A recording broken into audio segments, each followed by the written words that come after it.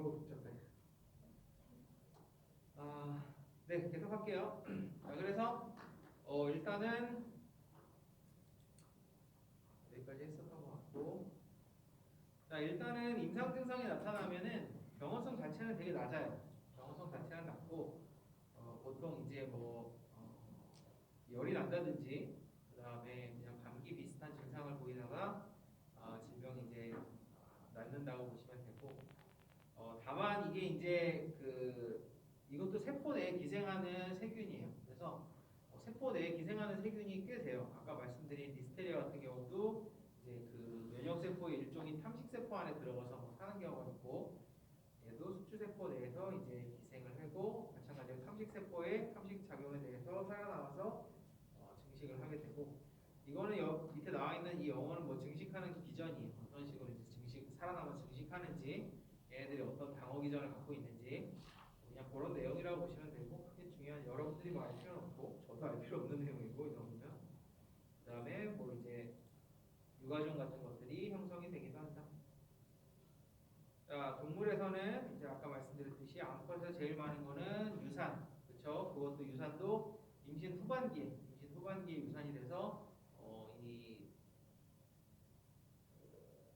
낙농 농가 쪽에서는 굉장히 그런 경제적인 피해가 크다고 보시면 되고, 그 다음에 수컷에서는 이제 불임, 그렇죠? 불임이나 아니면 고환과 부고환에 이제 염증이 있어서 오염된 이제 종액 같은 거를 통해서 전파될 수도 있다고 말씀드렸죠. 그래서 어떤 이름이 복잡하죠. 에리스릭톨이라고 하는 뭐 어떤 당성분, 어떤 태반에 있는 당성분이 동물의 어떤 유산과 관계가 있다. 이런 얘기가 있습니다.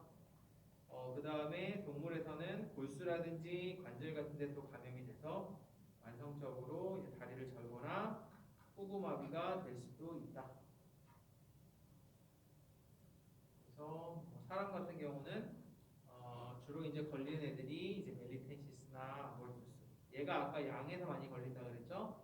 그리고 아볼투스는 이제 소에서 많이 걸린다고 했고, 그래서 이런 애들이 이제 걸려가지고 사람도 임상 증상을 보일 수가 있고, 잠복기는 뭐 한 걸리고 나서 한 5일에서 한 3주 정도 되면은 증상이 나타날 수 있다고 보시면 되고, 이거 뭐 잠행성처럼 나타나거나 돌발적으로 나타나거나 질병이 나타나는 양상 자체는 뭐 크게 중요한 건 아니고, 그다음 아까 말씀드렸듯이 그 감기처럼 보통 그냥 이완이 된다고 보시면 됩니다. 발열, 우한, 발한, 건태감, 허약통, 근육통, 식욕 상실, 체중 감소 같은 것들을 뭐 하고 있었지? 같은 것들을 이제 보이다가, 그 다음에 이제 심하면은 관절에 뭐 통증이 있다거나 폐렴이나 수막염 이렇게 어떤 좀 심각한 질병으로 될 수도 있고, 만성적으로 경과가 되면은 척추염, 골수염, 유과종 같은 것들이 생길 수도 있다고 합니다. 국내는 브루셀라를 되게 이제 엄격하게 관리하고 있어서 요거를 이제 도축하기 전에 뭐 착유하기 전에 이런 것들을 기본적으로 검사를 하게 돼 있어요. 그래서 브루셀라병의 검진을 받지 않은 소에서는 도축이나 착유를 이제 금지하게 돼 있고, 뭐 공무원이라든지 아니면 뭐 조합에서 일하는 수의사라든지 이런 사람들이 하는 업무 중에 또 하나가 이런 것들이 이제 발급해주고 이런 것들을 많이 합니다. 브루셀라 워낙 이제 중요한 병이고 다 이제 어떤 진단 같은 걸 해야 되는 병이기 때문에, 그래서 뭐 사람에서는 뭐 배양 같은 거를 통해서 진단하거나 뭐 시간이 오래 걸리고, 진단하는 방법은 항상 많아요. 세균은 기본적으로 어떤 방법으로 진단을 하냐면은, 세균은 무생물에서도 생존이 가능하다고 그랬죠. 그래서 배지가 있습니다. 배지라는 거는 그냥 세균을 키우는 어떤 조그만 판때기라고 보시면 돼요. 그래서 그 안에 젤리 같은 게 들어있거든요. 젤리 같은 게 들어있어서 그 안에 이제 영양분도 있고, 뭐 산소가 아니고 질소원도 있고, 그 다음에 뭐 탄수화물도 있고, 세균이 이제 실컷 먹고 자라고, 그 다음에 안에 이제 세균이 이제 콜론이라고 해서 자라게 되면 집락이라는 걸 형성을 해요. 세균이 뭐 몇백만 개, 몇천만 개씩 모이기 시작하면은 그런 집락을 형성하는데, 집락을 이제 잘 구분할 수 있도록 이제 좀 플레이트라고 해서 이제 판처럼 만든 그런 걸 선택 배지라고 하는데, 나중에 보여드릴게요. 이제 선택 배지 같은 데서 보통은 이제 키워가지고 보통 확인을 하는 편입니다. 그리고 지난 학기 같은 경우는 이 공중보건학이 실습이 있어가지고 이 선택 배지를 이용한 실습도 하고 그랬는데 이번 학기엔 좀 하기는 어려워요. 그 다음에 뭐 이렇게 응집 반응이라든지 뭐 면역 검사라든지 PCR이라든지 굉장히 다양하게 할 수 있고 요새는 PCR 검사를 되게 많이 해요. 그래서 지금 코로나도 확진은 PCR로 하죠. 그래서 사실은 그 세균에서는 확진은 PCR이 아니고 이렇게 배지를 통해서 하는 게 원래는 확실한 방법인데 어쨌든 세균이든 바이러스든 PCR을 통해서 워낙에 요새는 많이 하는 워낙 간편하다 보니까 그 세균은 배양하면은 며칠씩 걸려요. 짧으면은 한 하루 정도 걸리고 길면은 뭐 일주일, 이주일 걸리는 경우도 있습니다. 그런데 그 PCR 같은 경우는 사실 되게 금방 끝나요. 금방 끝나고 뭐 DNA 뽑는데 30분, PCR 돌리는데 1시간, 1시간 반 만에 끝나는 거죠. 훨씬 더 이제 간편한 그런 방법이라고 보시면 되고. 자, 그 다음에 세균의 그 동물에서는 뭐 배양도 있고 PCR도 있고 뭐 엘라이자 방법 뭐 다양하게 있어요. 있는데 여러분들이 하나 아셔야 되는 방법이 브루셀라 밀크링 테스트라는 방법이 있습니다. 그래서 보통은 이건 군집을 갖다가 그 진단하는 방법인데 무슨 얘기냐면은 그 소를 이제 키우게 되면은 소를 그냥 일일이 다 뭐 피를 뽑든지 아니면 우유를 짜든지 해가지고 검사를 하려면은 시간이랑 인력이 너무 많이 든단 말이에요. 그래서 어떤 식으로 하냐면은 군집 검사라고 그래가지고 우유를 다 모아요. 소에서 나온 우유를 다 모아가지고 그러면 우유는 액체니까 다 균질하게 섞이겠죠. 여기서 샘플을 조금 모아가지고 그걸 가지고 이제 검사를 한다고 보시면 돼요. 사람도 가령 이제 코로나 다 일일이 코에다 넣어가지고 면봉 찔러서 검사하지만 가령 사람의 뭐 코에서 나온 분비물 같은 거를 100명 거를 모아서 검사를 했는데 양성이 나왔다. 100명 중에 적어도 한 명은 검사 그 코로나에 걸렸다는 거죠. 그거랑 이제 비슷해요. 그래서 얘네들도 우유를 모아서 검사를 합니다. 가령 소 100마리에서 우유를 갖다가 1리터를 모아가지고 거기서 이제 검사를 했더니 음성이면은 100마리가 다 음성인 거고 양성이 나오면은 그 중에 한 마리는 브루셀라에 걸릴 수도 있었을 수도 있다는 거죠. 그래서 이제 본격적으로 그 100마리에 대해서 한 마리 한 마리 한 마리 가면서 검사를 하는 거죠. 이제 그런 방법이 이제 일종의 군집 테스트인데 그래서 뭐 브루셀라 밀크링 테스트 줄여서는 뭐 MRT라고도 부릅니다. 밀크링 테스트에서 그래서 우유에 포함되어 있는 브루셀라 항체를 검출하는 일종의 응집 반응. 그래서 브루셀라에 걸렸었든지 아니면은 지금 걸려 있는 상태면 항체가 나오겠죠. 자, 그래서 뭐 검사하는 방법은 뭐 그냥 항원이랑 항체 반응을 이용해서 검사하는 방법이라고 보시면 되고, 자, 항원 항체 반응은 이게 어떤 방법이냐고 보시면 되냐면은 여러분들 그 코로나 검사할 때 조그만 키트로 하는 검사 있죠.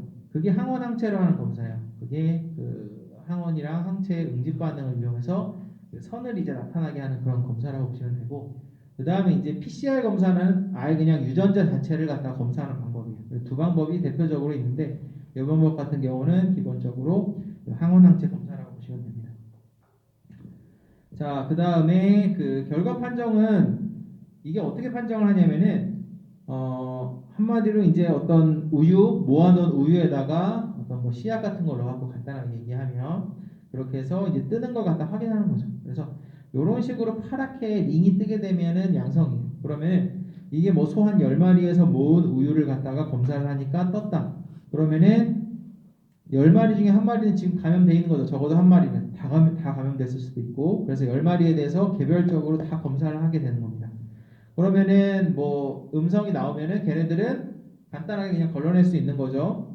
그런 식으로 해서 검사를 하게 되는데 그러면은 이제 이렇게 나온 게 이제 음성이에요. 이렇게 나온 게 음성이고 이런 식으로 우유 위에 이렇게 링이 뜨게 되면 그래서 밀크 링이에요. 밀크 위에 링이 뜨게 되면은 양성인데 링이 어쨌든 이런 식으로 뜨게 되면은 양성이고 위에 보면 하얀색으로도 링이 뜨죠.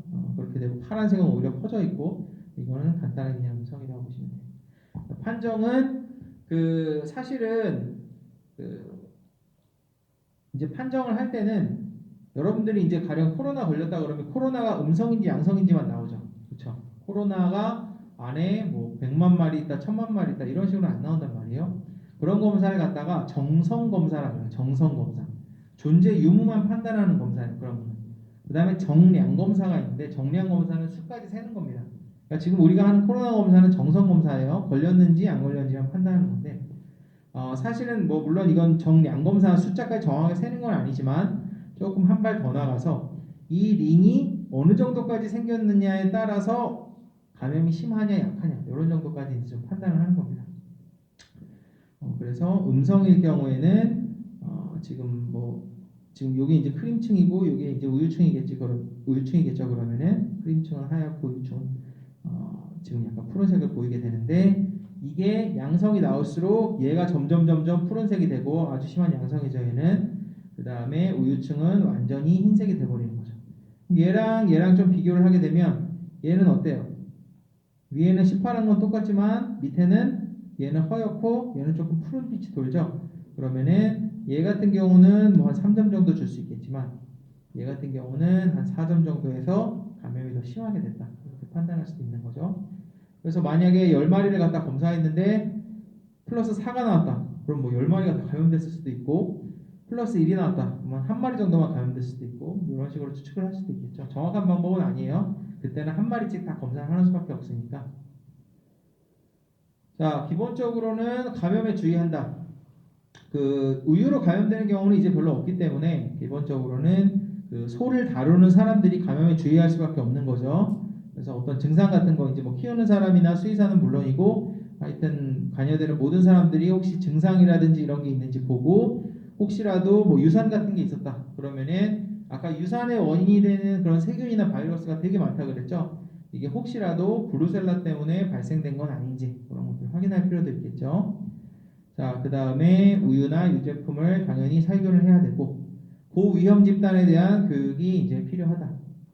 그래서 아까 말씀드렸듯이 이제 고위험 집단은 소를 직접적으로 접촉하는 사람이에요. 그죠? 그러면은 사실 뭐 수의사라든지 아니면 인공수정사라든지 브루셀라에 대한 어느 정도 지식이 있잖아요. 그러니까 이 사람들은 알아서 어느 정도 이제 뭐 좀 피할 수가 있고 어느 정도 교육이 돼 있겠지만 그냥 이제 요새는 농장에서 인력 구하기 힘들다 보니까 외국인 노동자나 이런 사람들도 굉장히 많아요. 그러면은 이런 사람들에 대한 좀 교육이 돼야지 질병 발생이 안 일어나는 거죠. 정기적으로 이제 뭐 브루셀라 이제 우려가 있는 사람들은 좀 검진도 하고 작업 시에는 당연히 보호장구라 그래서 뭐 헬멧을 쓰고 이렇다기보다는 기본적으로 어떤 마스크라든지 아니면은 장갑이라든지 이런 것들을 잘 착용을 해야 된다. 감염동물에 대한 식욕금지 이건 뭐 말할 것도 없죠. 식욕을 절대로 하면 안 되고 가축에 대한 진단 체계도 강화를 해야 된다. 그래서 뭐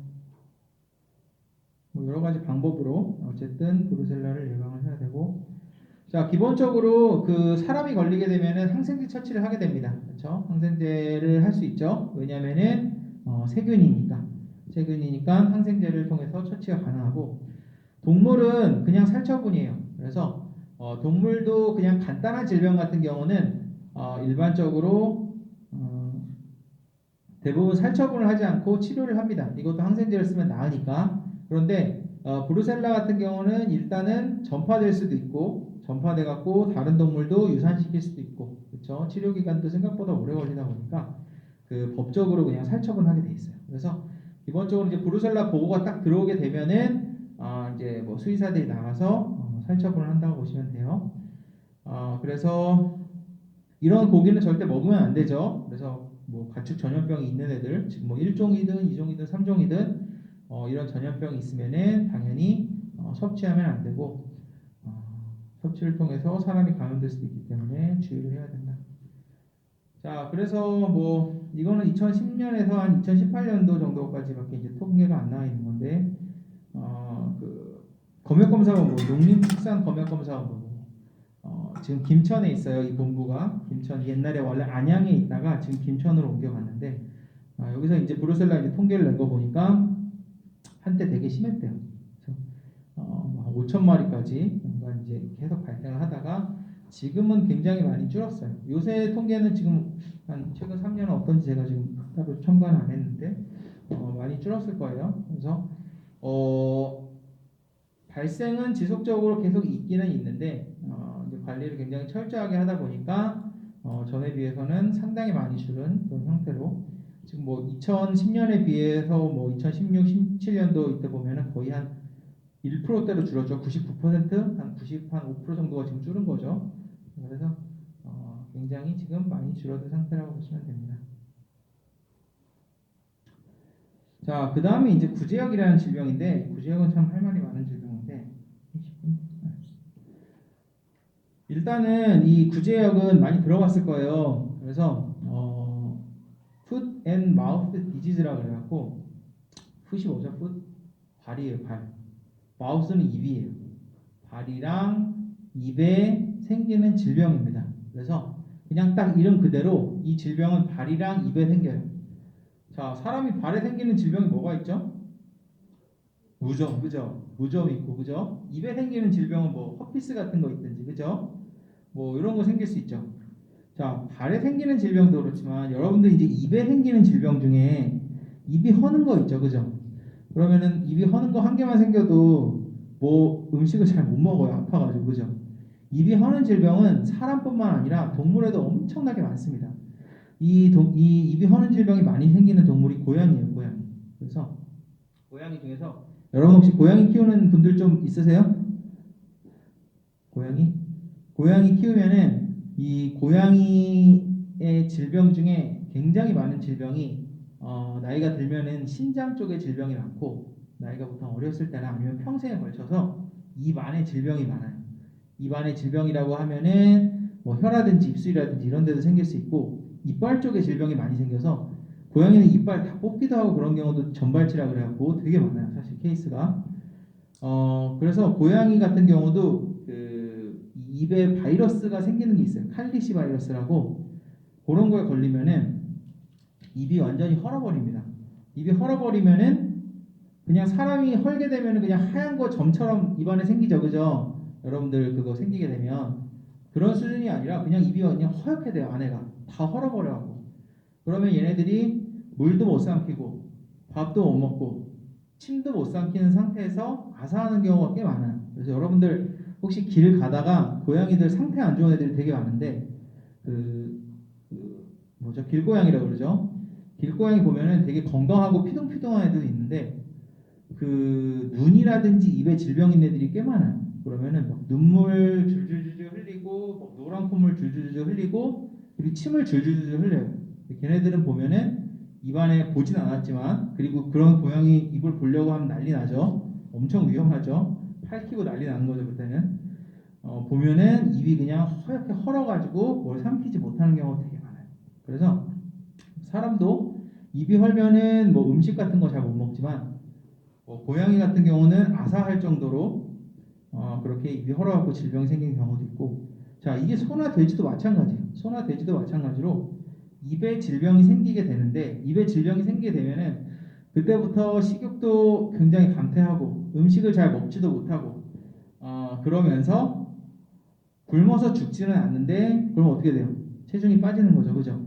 그럼 아까 말씀드렸듯이 소나 돼지를 키우는 목적은 고기를 위해서 키우는 건데 계속 사료를 주면은 애가 살도 잘 찌고 해야 되는데 그걸 증체라 그래요. 증체.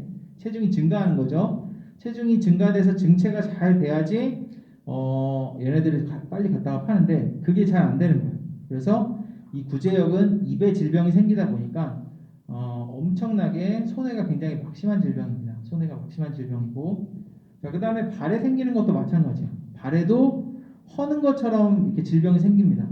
그러면은 여러분들 뭐 발에 이렇게 상처 같은 거 조그만 거 발바닥에 나면은 걷기가 굉장히 힘들죠. 그러면은 움직임도 힘들고 그 다음에 스트레스도 굉장히 심하게 받고 이렇게 된단 말이에요. 그래서 이 질병에 걸리게 되면 입이랑 발에 뭐 수포 같은 게 잡히면서 뭐 헐기도 하고 상처가 나기도 하고 이래서 아주 문제가 되는 질병인데 그래서 그냥 이름 자체가 입구에다가 제가 이제 발굽을 얘기하는 제예요. 제. 그래서 사람같이 그냥 발바닥이 있고 발바닥이 있는 동물이 몇 개 있죠. 사람이나 뭐 원숭이나 아니면 뭐 곰 이런 애들. 그렇죠. 근데 그 소, 돼지는 어떻게 돼 있죠? 발굽이 있단 말이에요. 발굽. 그렇죠? 그래서 발이 아니라 이제 발굽 쪽에 이제 질병이 보통 생기게 됩니다. 그래서 입이랑 발굽에 생기는 역병이다 해서 이걸 구제역이라고 해요. Food and Mouth Disease라고 하고 줄여서 FMD라고도 하고 Food and Mouth Virus Disease라고 해서 FMVD라고 하기도 하고 뭐 이름은 달라요. 어쨌든 보통은 이제 구제역이라고 부릅니다. 자, 왜 이렇게 서론이 길었냐면 엄청나게 유명한 질병이고 워낙에 우리나라에 그 하도 난리를 쳐놓은 질병이라 갖고 여러분들은 아마 기억을 못할 수도 있어요. 그리고 뭐 여러분들이 이제 그때 전혀 관심이 없었을 테니까 이 질병이 한 2000년대 2009년에서 한 11년 사이 정확하게 제가 연도가 지금 기억이 안 나요. 2010년 정도였어요. 이 질병이 우리나라를 완전 휩쓸고 왔습니다. 휩쓸고 가서 그 경기도 쪽에 있는 돼지의 한 80%가 이 병으로 인해서 다 도살을 했어요. 엄청나게 그 피해가 막심했죠. 그래서 뭐 거기에 계시던 뭐 수의사분들도 막 당장에 손가락 빨고 그런 경우도 꽤 많았어요. 제가 알던 수의사분한테 뭐 건너 알던 분한테 뭐 얘기를 하는데 2달 동안 6만 원 벌었대요. 6만 원. 구제역이 판을 쳐가지고 그래서 6만 원도 그분 돼지 하시는 분인데 개를 치료해서 벌었대요. 그래서 완전히 이제 사업 자체가 그 양돈 사업 자체가 한번 완전 주저앉았죠. 그리고 이 구제역이 아주 좀 문제가 되는 게 돼지뿐만 아니라 소까지 그렇습니다. 소, 돼지 다 그냥 발굽인 애들은 다 문제를 일으켜서 지금은 이 구제역 문제가 많이 줄어들었는데 그건 이제 뒤에서 왜 그렇게 됐는지 설명을 드릴게요.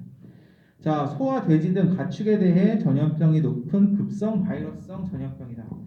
자, 이 문제는 전염성이 높아요. 전염성이 엄청나게 높습니다. 그냥 미친 듯이 전염되는 질병이라고 보시면 돼요. 몇백 킬로 떨어져 있는 데까지 바이러스가 날아와서 전염을 시키기도 해요. 자, 소, 돼지, 양, 염소 및 사슴 등 발굽이 둘로 갈라진 동물, 우제류에 감염되는 질병이다. 자, 이게 무슨 얘기냐면은 그 발굽이 하나인 애도 있고 2개인 애도 있어요. 가령 말은 발굽이 하나입니다. 발굽이 하나인 애들은 또 발굽이 있어도 안 걸려요. 그래서 주로 이렇게 발굽이 갈라진 동물에서 감염되는 질병이라고 보시면 됩니다. 전염성이 매우 강하며 입술, 혀, 잇몸, 코 또는 지간부라는 거는 그 발가락 사이예요. 발가락 사이. 지간부 등에 물집이나 수포가 생기면서 체온이 상승하고 식욕이 저하되어 심하게 앓거나 어린 개체의 경우 폐사가 나타나는 질병. 자, 세계적으로 엄청나게 중요한 질병입니다. 그래서 우리나라에서 1종으로 지정돼 있어요. 자, 아까 말씀드렸을 때 전염병을 1, 2, 3종으로 나눈다고 그랬죠. 그래서 엄청나게 중요하고 파급 효과가 크고 경제적인 어떤 미치는 영향이 너무 큰 질병을 1종으로 분류를 해요. 그 중에서 대표적인 질병이 구제역. 닭에서는 조류독감.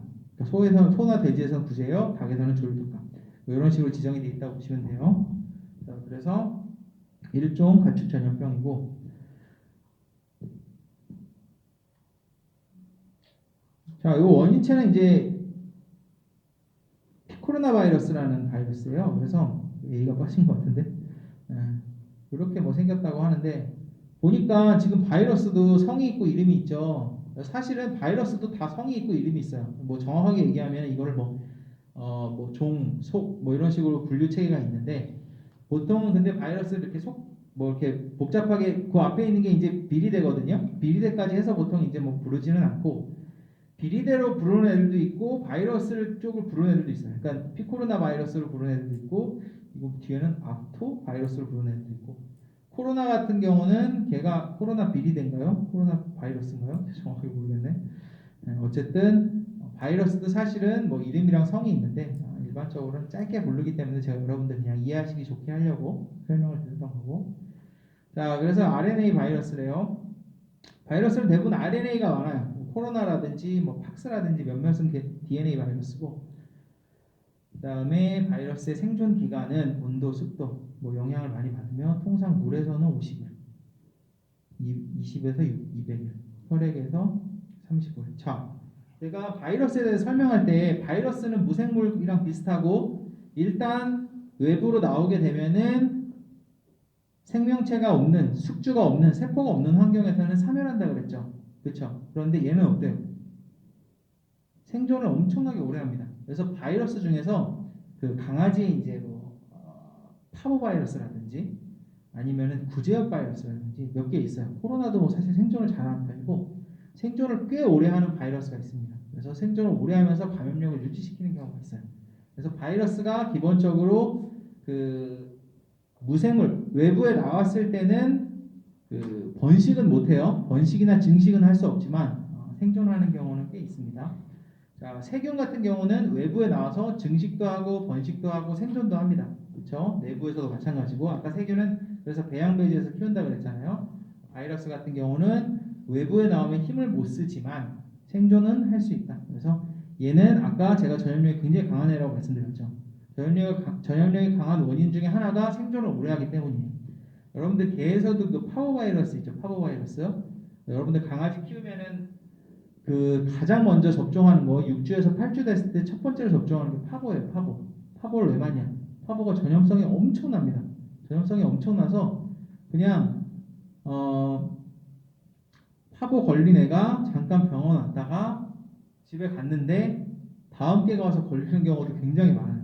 그냥 얘네들이 그 파보는 보통 이제 설사를 해갖고 피설사 같은 거라서 감염이 되는데 뭐 거의 물설사처럼 하다 보니까 그런 것들이 막 묻어 있다가 바이러스가 굉장히 오래 생존합니다. 엄청나게 오래 살아 있다가 뭐 관지 며칠 됐는데 막 걸리거나 그런 경우도 꽤 있어요. 워낙에 잘 걸리다 보니까 일단은 파보부터 접종을 하게 되는 거죠. 그리고 이제 걸리게 되면 강아지가 사망할 확률이 높아지죠. 엄청나게 돈도 많이 들고. 자, 그래서 이런 바이러스 같은 경우 전염력이 강한 애들은 외부에서 증식을 할 수는 없지만 세균처럼 꽤 오랫동안 생존해 있는 경우도 많다.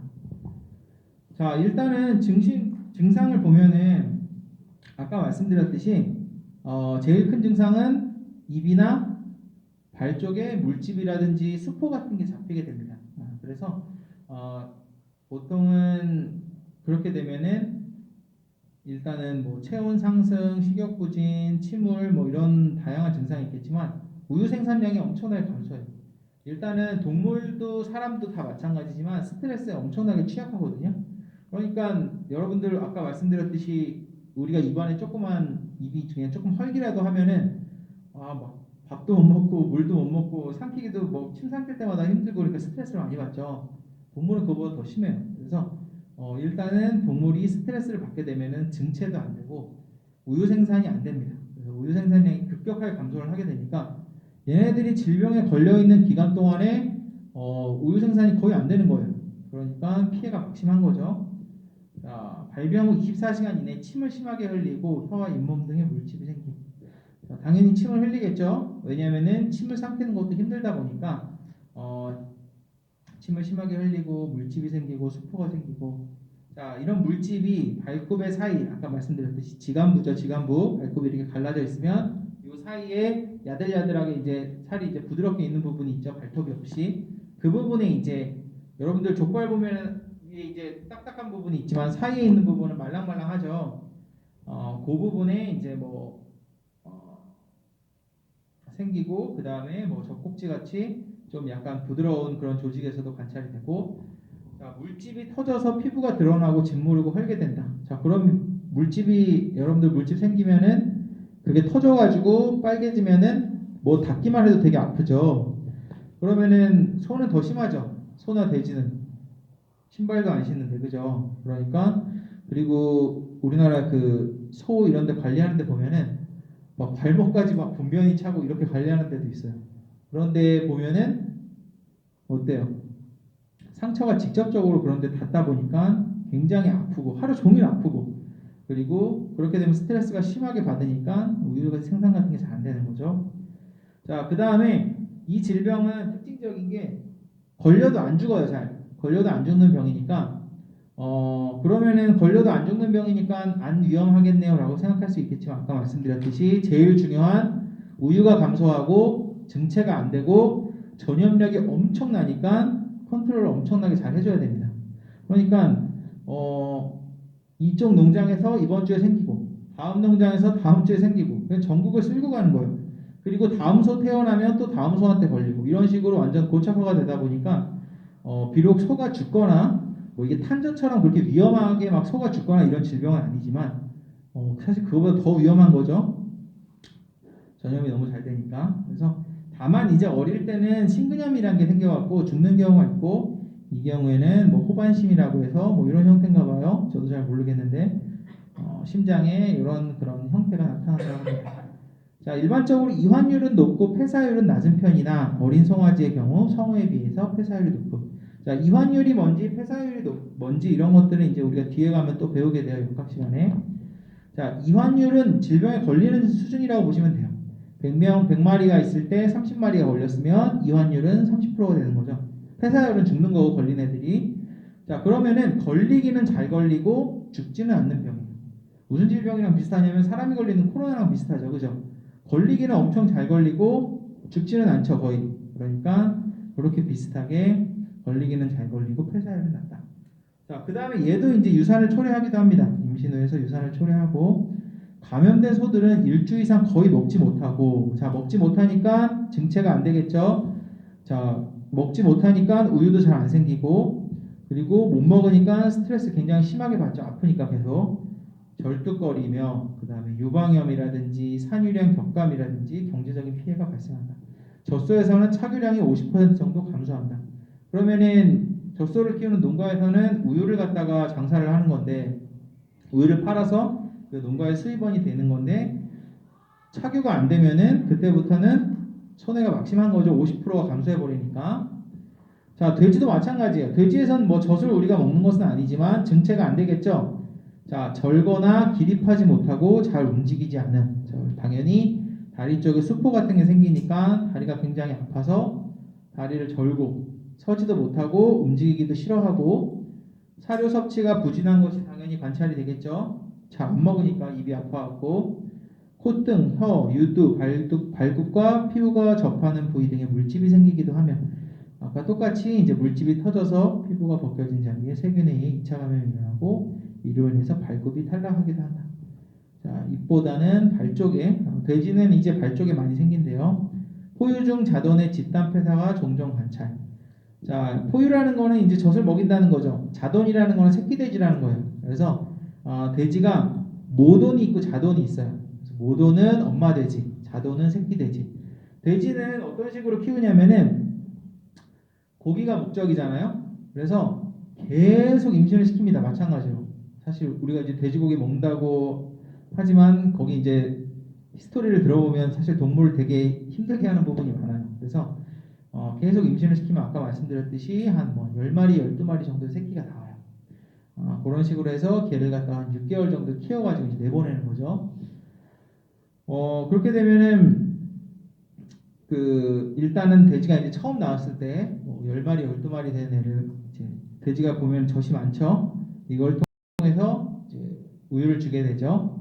자, 그런데 이제 아까 말씀드렸듯이 뭐 이런 데 물집이 뭐 생길 수도 있고 어쨌든 먹는 과정에서 전염력이 워낙 강하니까 마찬가지로 어미를 통해서 전염될 수도 있는 거죠.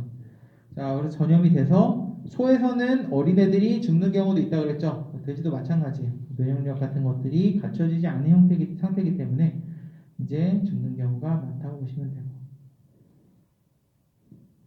자, 구제역은 전파력이 엄청납니다. 전파력이 엄청나서 그냥 스치기만 해도 감염이 일어날 정도로 굉장히 전파력이 심해요. 그래서 기본적으로 농장이 이제 한 군데 있으면은 그 농장에 드나드는 사람들이 되게 많아요. 사료를 주로 드나들기도 하고 사료 공급하러 그 다음에 우유를 갖다 파는 사람도 있겠죠, 그죠? 그럼 우유를 파는 사람이 그 농장만 오겠어요? 옆에 농장도 갔다 다른 농장도 갔다. 그 다음 수의사도 오고, 그죠? 그 다음에 뭐 인부들 같은 경우도 올 수 있고. 자, 그러니까 뭐 사람들이 해당 농장만 있는 게 아니고 이 농장 저 농장 이렇게 접촉하는 경우가 굉장히 많습니다. 그럼 이 사람들이 매개체가 돼갖고 구제약을 여기저기 다 퍼뜨리고 다니는 거죠. 그래서 바이러스가 그냥 전파되는 경로가 너무너무 다양해요. 자동차에 의해서 전파될 수도 있고 아까 말씀드렸듯이 일단은 바이러스가 밖으로 나왔어도 생존력은 강하다 보니까 얘네들이 생존에 있다가 살아만 있다가 다시 숙주를 찾아서 들어가게 되면 거기서 증식해서 숙주를 통해서 다시 나오게 되는 거죠. 그 다음 뭐 가축을 중개하는 사람들 그러니까 이 사람들이 그 소를 직접 데리러 오는 경우도 있겠지만 내가 뭐 우시장에 소를 가지고 나간다거나 하면은 우시장에 있던 소들은 다 같이 걸리는 거죠. 그 다음에 사료를 수송하는 차량이나 뭐 이런 거는 그렇게 많지는 않고 그 다음에 뭐 여행자 구제역 발생국 여행자 같은 사람들. 그래서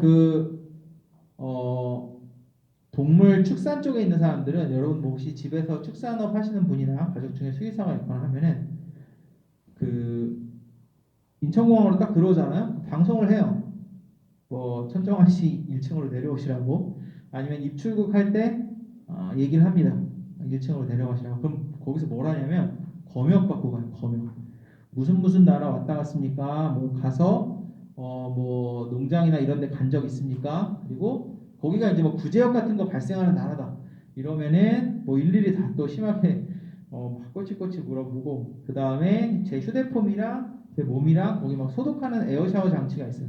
거기 다 소독하고 그리고 막 중간중간에 막 문자도 오고 나갈 때도 다 신고도 하고 나가야 돼요. 그래서 여러분들이 혹시 나중에 혹시 집에서 이런 농장 같은 거 경영하시는 분들은 이런 데 다 등록이 돼 있어요. 축산업 관계자들은. 그리고 저도 소를 볼 일이 전혀 없는 상황임에도 불구하고 수의사로 돼 있으니까 이런 것들에 이제 되게 이제 제약을 받는 거죠. 왜? 이런 것들이 전염이 굉장히 심하게 되니까 전파가 너무너무 잘 되니까 외국에서 가지고 이제 들어오는 경우도 많다는 거죠. 내가 구제역 묻어와서 농장에 방문했다가 발생될 수도 있다는 거죠. 자, 인근 발생 농가에 발생될 수도 있는데, 자, 웃긴 게 이 구제역이 발생 농가를 간 적도 없는데 바이러스가 헐헐 날아와가지고 감염되는 경우가 있습니다. 그 다음에 축산 도구라든지 장화 같은 데 묻었다가 그럴 수도 있고, 외부인 들어갔다가 감염동물 사이에서는 자기들끼리 다 전파되겠죠, 그죠? 그러면 축사에서 소를 막 30마리씩 100마리씩 키운다고 치면은 뭐 다른 농장까지 날라와서 전파를 하는데 그 농장 안에서는 다 전파되는 거죠. 자, 그래서 전염력이 너무너무 강해요. 그래서 아까 말씀드렸듯이 얘네들이 걸려서 죽거나 이런 건 아닌데 전염력이 너무너무 강하다 보니까 싹 다 살처분을 합니다. 싹 다 살처분을 하고 가령 우리 농장에서 한 마리 나왔다. 그러면은 반경 몇 킬로에 있는 농장들에 있는 소돼지는 전부 다 그냥 살처분을 해버립니다. 아까 말씀드렸죠. 경기도 뭐 이런데 뭐 돼지의 80%가 다 죽어버렸다. 다 왜 죽었겠어요? 구제역에서 걸려서 죽은 게 아니고 근처 농가에서 나오기만 하면은 일단은 그냥 얘네들은 다 죽은 목숨이에요. 그래서 이때 너무 심하게 터져가지고 구제역이 사실은 그 전에도 소, 돼지 뭐 간헐적으로 계속 나타나면서 우리나라를 좀 많이 괴롭히기는 했는데 이때는 소, 돼지 막 동시에 터지고 너무 심하게 터져가지고 전국적으로 다 퍼져가지고 지금 보시면은 지금 돼지를 갖다가 얘네들이 지금 모돈이고 얘네들이 자돈이 되는 거예요. 새끼 돼지. 원래는 이걸 일일이 이제 안락사를 해야 되는데 이것도 거의 못하고 지금 땅에다 생매장하는 거예요. 되게 심하죠. 이걸 돼지가 너무 많고 이거 끝내고 옆 농장 가서 뭐 수백 마리 수천 마리 해야 되니까 이게 컨트롤이 안 되는 거예요. 그래서 여기 있는 사람들이 뭐 축산 관계자라든지 수의사 같은 사람이 해갖고 그냥 다 생매장을 시켜버렸습니다. 그래서 엄청나게 땅에 많이 묻었어요.